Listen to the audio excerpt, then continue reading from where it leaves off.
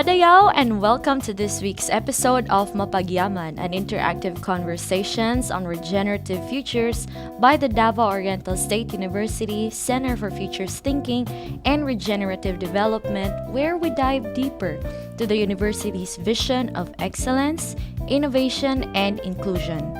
This year of February 8th, the University Research Complex or UResCom was inaugurated in the presence of CHED Commissioner Honorable Aldrin A. Darila.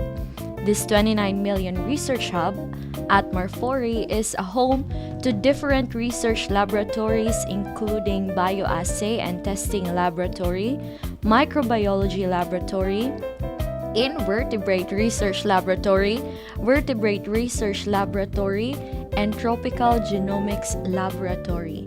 This is indeed a breakthrough for the Research, Innovation, and Extension Division and the entire DORSU. To give us more details of the UResCom's function and what it has to offer for our researchers, we have today Dr. 𝗪𝗪𝗀𝗪, the UResCom Supervisor. Good morning, sir, and welcome. Thank you, Camille. Thank you for having me, and glad to be in this episode. Okay. So, for the information of everyone, again, our topic will be focused more on the UResCom itself. Okay, sir. So, for our first question, how was the idea of creating UResCom first conceived, and what were the steps taken that led to its establishment? Okay. The idea first came in 2012. No? The original proposal to establish an analytical laboratory for DOSCST then was focused on soil and water analysis. No? I still have the electronic copy of that original proposal, and it always gives me goosebumps every time I read that proposal. And it's good because it always remind me of its humble beginning. However, that proposal was not a priority back then. No, it was not meant to be, so to speak, and it died on its natural death. No? So fast forward 7 to 8 years later, a resurrection happened when Dr. Sumili decided to put up a two-story research facility in 𝗪𝗶𝗹𝗪 building. The original name of that building was not UResCom. It's actually University Research, Innovation, and Extension for Science and Agriculture Laboratory. And before the project was finished, the term of Dr. Sumili ended, and the administration of Dr. Ponce came. And I was then the Vice President for Research, Development, and Extension Division. And in one of the discussions with Dr. Ponce, we agreed in principle that in order for DORSU to become a trailblazer, in terms of research in the region and perhaps in the country, we need to improve our research and innovation facilities. No? How to improve them? Okay, number one, we identified that we need to provide workspaces for our academic scholars, our faculty researchers, to serve as their playing field, so to speak. No? Second is the human capital development. We need to train, identify our experts within the university. And third is also to provide equipment. Now, those previous two, yung workspaces, we have the UResCom, so check. Human capital development, we have in-house experts, so check. Equipment, that's what we are doing right now. So parang half check muna yan. And then support. Last is, of course, the support coming from the administration, which we have plenty of right now. So that was the story behind how UResCom came to be. So parang ano, sir, no, murag layo na pod kay siya naabtan gyud. Mm-mm. From the katong first na imuhang proposal na soil and Water. soil and water, but now it's not just that one, it's a lot more. So sir, you mentioned about our in-house experts, and I believe that the UResCom team, they have the team can also be considered a dream team. So could you please introduce us to these members, the UResCom's dream team? Okay. Before UResCom became UResCom itself, we face key challenges. No, one, it traverses two presidents. No? Dr. Sumili provided the infrastructure, and Dr. Ponce conceptualized the organizational structure of UResCom. And second challenge is the construction of UResCom was during the height of the COVID-19 pandemic. So could you just imagine the logistics problems, no? And the original plan has to be revised to fit the purpose, no, on plan of the current administration of Dr. Ponce. And also the need to have a consultant. Okay, because nobody has the experience to do this thing, no? It's something new. That is why we need to look for a consultant. And long story short, our path crossed with Dr. Junel Saludes. He's a balik scientist of the University of San Agustin in Iloilo City. They are instrumental in the establishment of 4 research centers in Iloilo. And the latest addition to their research centers is they were able to acquire this instrument called nuclear magnetic resonance, a very powerful instrument. It is the first and only of its kind in the country. And Dr. Saludes allow us to be part of their team, no? May mga collaboration tayo sa kanya sa University of San Agustin. And so that's it.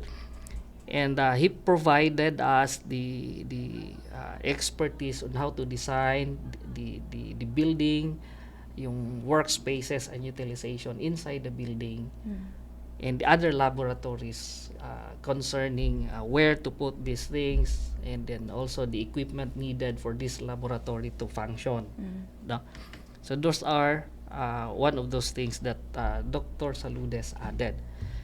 Now, the guiding principle in selecting those experts in the UResCom dream team. So, number one, we're looking at the dorsal strength. No? We need to look for people, our faculty, our scholars, our experts, no? The training that our faculty had. Okay? Because these are the people who will be working on these laboratories later. And second is environmental scanning. We also need to know where we at, what Davao Oriental can offer, the strength of the province. Luckily, we have the Mount Hamiguitan, we have the Pojada Bay, the Mati Protected Landscape, what else? The Mount Mayo. And these are laboratory in the natural setting. There are a lot of things that we can discover out from these areas. No? But the most important thing is, are these researchers, those experts, are willing to be inconvenient and go the extra mile, to go the distance. No? Luckily, they pledged that they will work as with UResCom, no? And they will support the administration and its program and their plan and vision of UResCom. So UResCom has 6 research institutes, no? And me being the supervisor of the UResCom. And the first research institute is the Institute for Soil and Water, or simply we call it ISO. No? Dr. Janet Tayone will be heading this institute.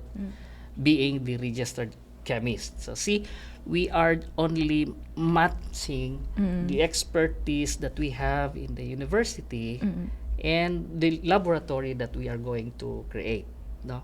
So for ISO, or soil and water, we have our licensed chemist, Dr. Janet Tayone, and we also have the Institute for Food Innovation, or simply we call it iFood.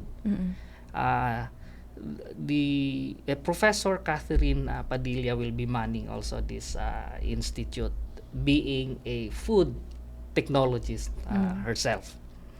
The third institute is the Institute for Bioassay Development and Screening, or simply IBIDS. Dr. Roslyn Virihino will be heading this research institute, being a registered pharmacist. And under the IBIDS, we have two component laboratories. One is the microbiology laboratory. This will be manned by Dr. 𝗪𝗪𝗀, a registered microbiologist. And the other component lab under IBIDS, you have the bioassay and testing focus laboratory with Dr. Rihino as the assistant supervisor. And then we also have the Institute for Materials Innovation, Development, and Fabrication, or simply IMIDF. Professor Rod Ryan Mendoza will be leading this research institute, being an industrial technologist. To be assisted by Dr. Ivan Saligomba as the physicist, and at the same time the project leader of the project Fab Lab. And the fifth one is the Institute for Terrestrial Regenerative Biodiversity, or 𝗪𝗪𝗪. No? Dr. Bernadette Nanual will be leading this institute, and she's a biologist. And there are three component laboratories under 𝗪𝗪𝗪. Number one, you have the Tropical Genomics Laboratory with Dr. Milton Medina as the assistant supervisor.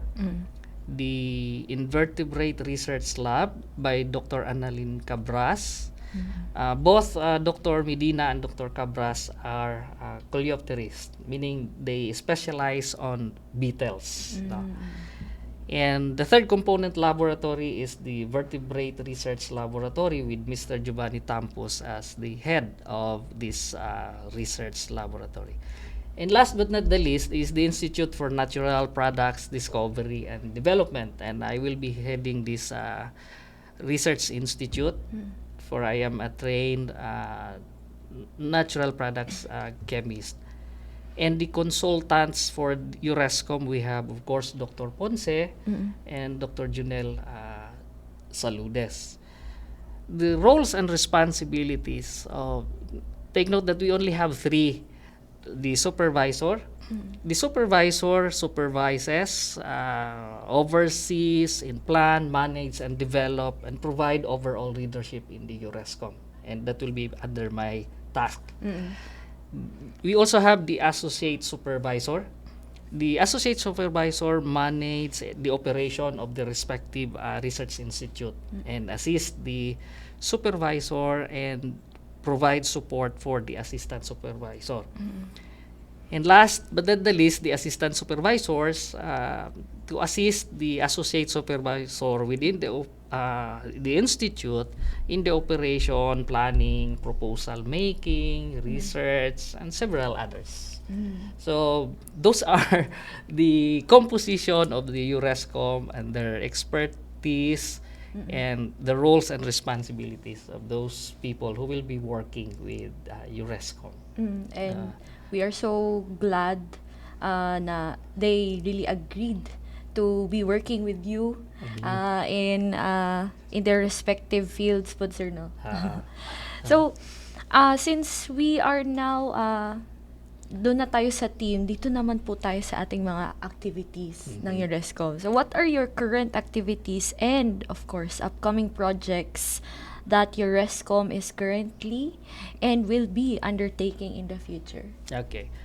There are lots of activities lined up. Take note that UResCom was recently inaugurated last February 8, 2023.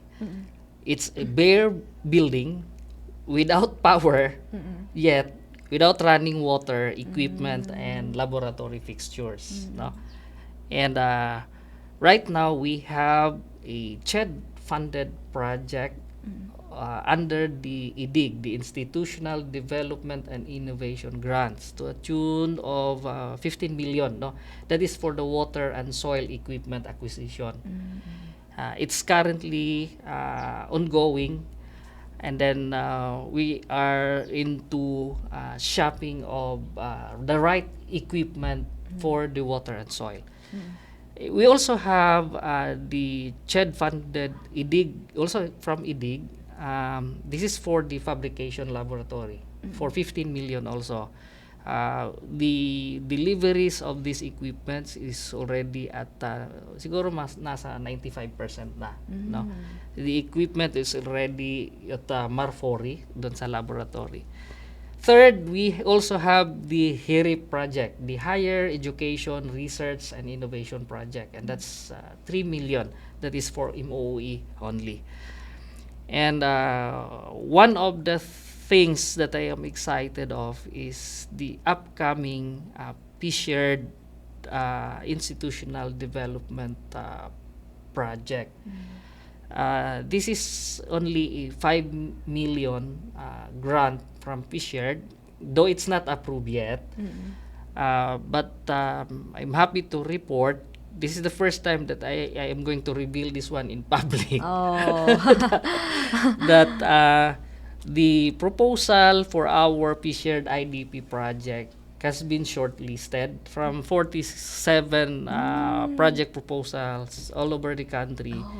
We are one of those 4 shortlisted for 𝗪𝗫, no? And for this particular proposal, we have there is a component project, research project, and the title of that research component is Untapped Potentials of 𝗪𝗪𝗪𝗪 sets, no? Valorization through essential oil extraction. Yeah, just to give a brief background of what this project all about, we are giving assistance to LATAG. LATAG is Lumad Almasiga Tappers Association of Governor Generoso, no? A community-based almasiga resin industry. And resin is an exudates. These are saps of almasiga tree that can be harvested and are significant components for paints, varnish. It could also be a component of perfume and soaps and other industrial products. No? Problem is these tappers from the Lumad, from the Manobo Mandaya tribe, they are paid low at 20 pesos per kilo compared to other resin industry in the country. For example, in Palawan and in Luzon, they also have a resin industry, almasiga resin industry. But tappers there usually get 40 to 50 pesos per kilo. No? So it's more than double than what they are receiving dito sa Governor Generoso. So our tappers in Governor Generoso is always at the losing end in the transaction, and that is why we need to empower these tappers. No? This project aims to value add the almasiga resin through extraction of essential oils coming from this resin, and this will give tappers some leverage in pricing their resin products, and hopefully through this project that will be able to increase the net take-home pay and corporate pay of the LATAG tappers. Remember that they belong to the IP groups. No? Sila yung nasa laylayan. Oo. And last but not the least is the application of DOST NICER program for our 𝘘𝗽𝗶𝗀 Research Center in Region 11. Last Friday, we were able to visit the regional director of DOST, Dr. Sales, and he encouraged DORSO to apply for a nicer program under DOST. And he even do or work the extra mile by giving us word that DOST 11 is willing to give the seed fund for us to kickstart this proposal for a nicer, no. So those are few of things that are lined up, but of course there are also petty things that we are also cooking right now. So, the very key takeaway na akong nakuan kay na-excite ko sa inyong katong revelation nimo. Because aside from it is also a research project, sir, it really helps the community also of the IP. So hopefully na magtuloy-tuloy na yun sa jackpot round. Yes, fingers crossed. Yes, sir. So, how about this one, sir? In what ways do you see UResCom can contribute to DORSO's goal of becoming a regenerative futures university? Okay. I already mentioned a few of the current initiatives and projects now of UResCom that supports regenerative futures agenda of the university, and here are other ways. Now UResCom should become the primary research outputs generator of DORSO. It must contribute to the research, innovation, and extension division's targets and deliverables and our PRIXI indicators. Second, UResCom should participate in the global intellectual discourse, meaning we need to present papers, research outputs, local, national, or international, and we need to publish all those research. We need to communicate them, no, and do some intellectual property applications. Third is we need to contribute and offer solutions to pressing societal problems that we are in now. For example, protection. We know that our strength is environmental protection because we have these protected areas, Mount Hamiguitan, 𝘬𝘶𝘶, Pujada Bay, and so on, the Bayo Bay. And for example, DORSO can be instrumental or can play a bigger part in protecting this environment. And those are some of those things. And of course, the most important thing of all is that the impact of UResCom, the output of UResCom, its impact should be felt by the community and stakeholders. When I say stakeholders, it's not only the common tao, but it should also be felt by the LGUs, our decision managers, and even to the academic community. So, since we are now talking, of course, of ways in becoming a regenerative future, sir, most likely we have people inside the DORSO and even outside who are interested to be to get involved in your UResCom. So what opportunities are available for our faculty and students to be involved with your research activities? Okay. Number one, Camille, UResCom is open to all faculty and students. Researchers, students who will be working on their special projects, thesis, they can always have their samples analyzed in UResCom. But analyses are not free. Remember that UResCom is not subsidized by the government or by DORSO's administration. We do believe that for DORSO to be sustainable, we also need to have this, we need to balance, because we need to have a program, a protocol for us to be able to sustain these UResCom activities. Also through collaborative researches. And if project proposals that get approved, especially externally funded projects, they can work in UResCom. The assurance is that all analyses should follow the standard protocol. We need our analysts should be trained and qualified technicians. The laboratory fees are cheaper, but not cheap compared to other analytical laboratories in Davao City. No? So this way you can save time, you can save the effort and money instead of having your samples analyzed outside MATI. And also faculty can work in UResCom as analysts or chemical technicians, provided that they can pass the examination given by the Professional Regulation Commission, the PRC, like what Mr. Versosa and Mr. 𝗪𝗶𝗹 did. No? They passed the ChemTech exam. So right now, they can work in UResCom. Remember that for every analysis that should be certified by a licensed chemist. There will be no analysis that will be released in the public without a chemist. Fortunately, we have those experts in the university. So, yun. They can work with us. But for the students, sir, sino ang pwede nilang i-contact if in case, you know, they are planning?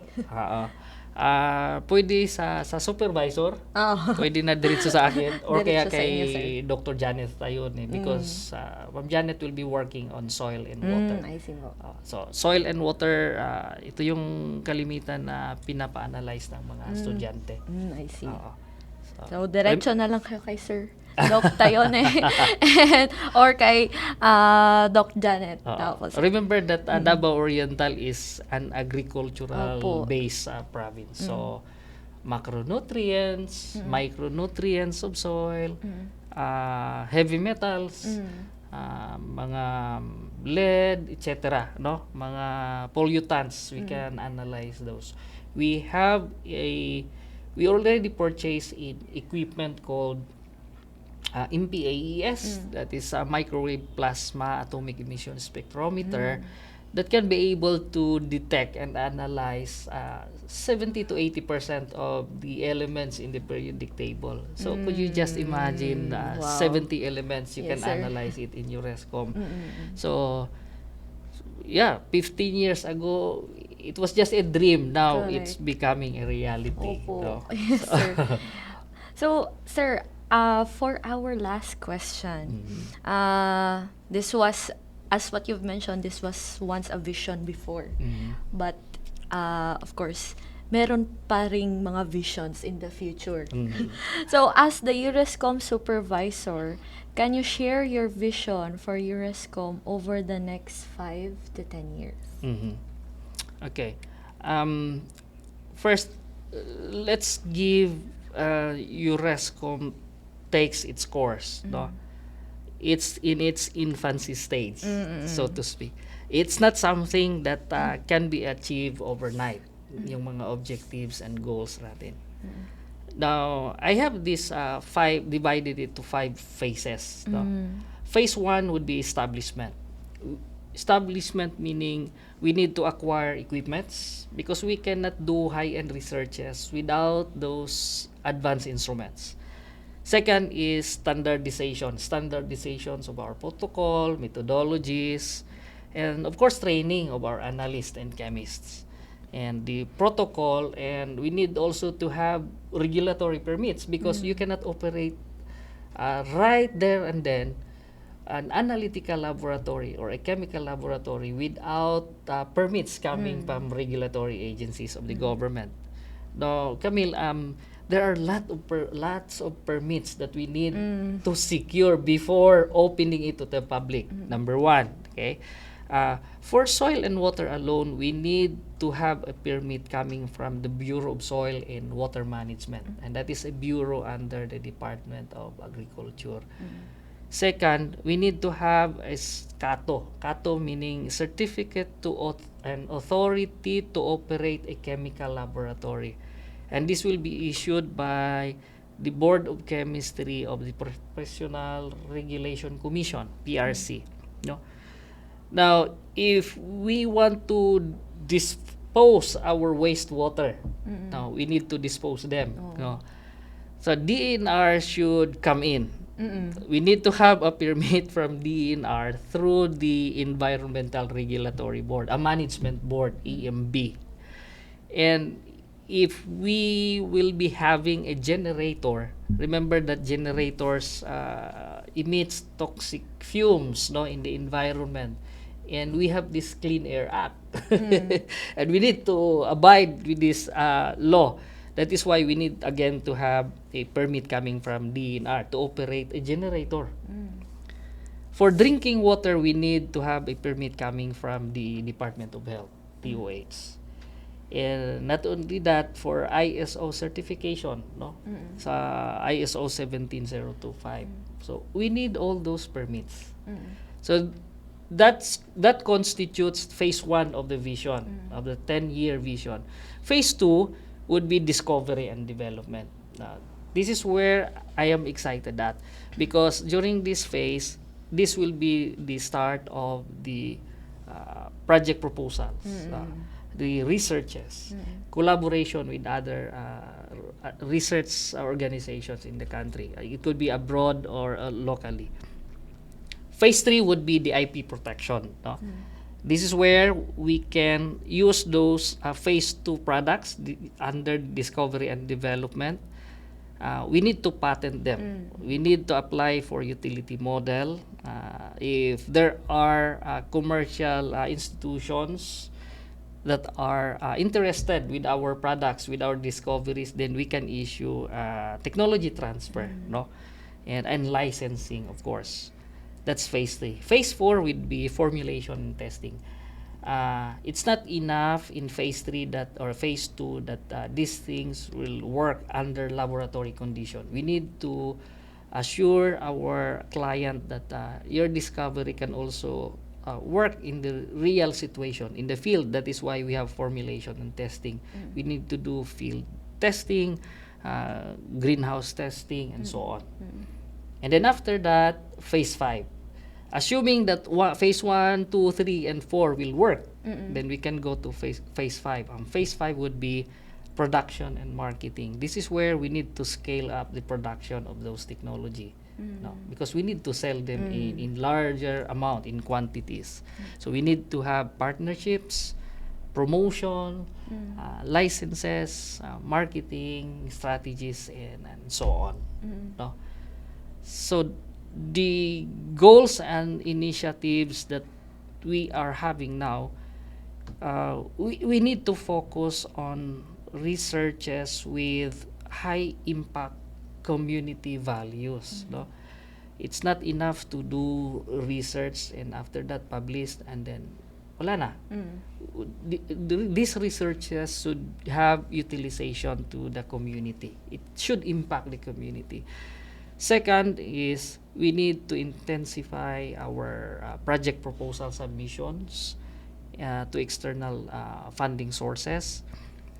Collaboration with research institutions, no, of global esteem, because we need to advertise DORSO. We need UResCom to be known. That way that we can attract funding coming from different places. No? So, I am now shooting stars. Again, one of the ways that we can also move on is for UResCom to be a service provider. We should open it to the public. No? Remember that IGP, income generating project, we need to do this for as lifeblood for the UResCom to operate and to be sustained. No, example, Davao Oriental, as you can notice, is a tourism province, right? Tourism is booming, and the food industry is we have lots of food establishments, may mga water refilling stations, di ba? So we can complement with those development of the province. We can analyze that, we can assure the public, our tourists, that hey, the water that you will be drinking and the food that you will take in, all these products are analyzed and safety, within safety standard. And last but not the least, we need to develop that mentor-mentee system. No? Mentor-mentee system, meaning we need our junior and our upstart researchers. No? We need to sustain the vision, we need the intention of UResCom, so that by doing so, we can be assured that there will be no shortage of experts later on. So, yes. So, sir, today's discussion, we discussed a lot, and well, hopefully,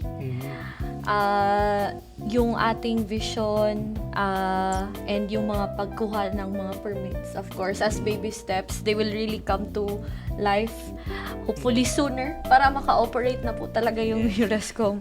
So, sir, thank you so much for giving us your time. We know you are very busy, but you still made time for us and of course for our listeners and viewers. Thank you so much, sir.